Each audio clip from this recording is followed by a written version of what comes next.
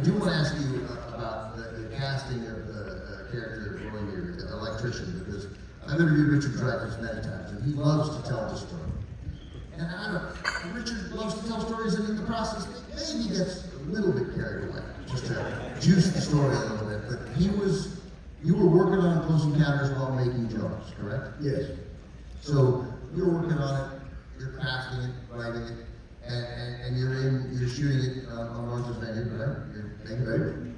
And in his version, he knows that you want to cast other people, and that he would sort of walk by your office and disparage in a playful way other people. Like you walk by and it's like, I wish he was supposed to you.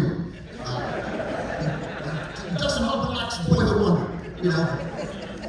Is any of that true? It's all true. It's all true. Richard is a good storyteller, but Richard tells the truth. And that's exactly what happened. You know, Richard was right there. We were working every day. You know, we were sort of marooned on jobs for over 7 months.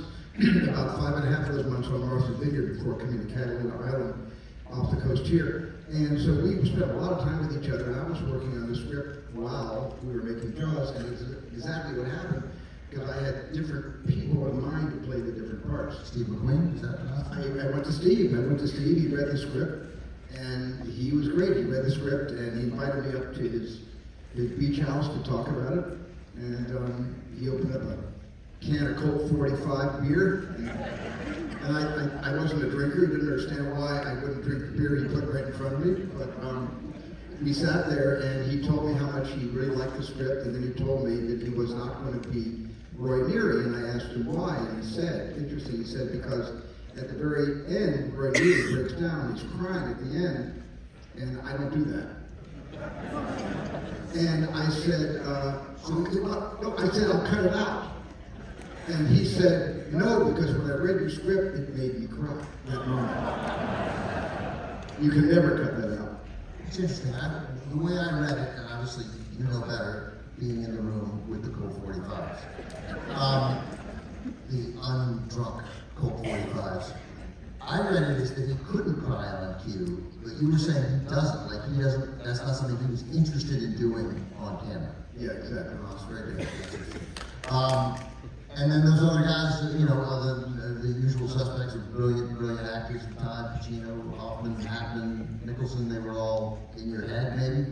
Maybe in my head. A couple of them, I don't want to name who, you know, didn't, you know, respond to it. A few of them did, and we met, but didn't want to make the picture.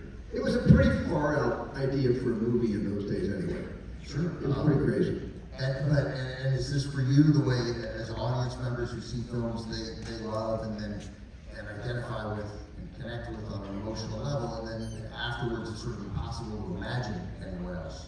Do you now have that with Richard? I do. You know, I realize, because I really, you know, Richard and I sort of identify with each other.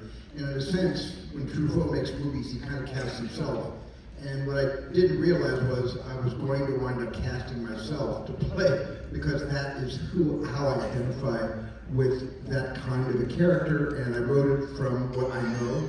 And it turned out that when Richard did the film, I really recognized a kind of kindred spirit. And I apologized at some point to Richard after about shooting 20, 30 days on Close Encounters that I kept him, you know, I kept him in the wings for so long. I don't feel bad about that anymore. And things worked out just fine for Richard. He was a big supporter of TCM. He's been so wonderful to us. So.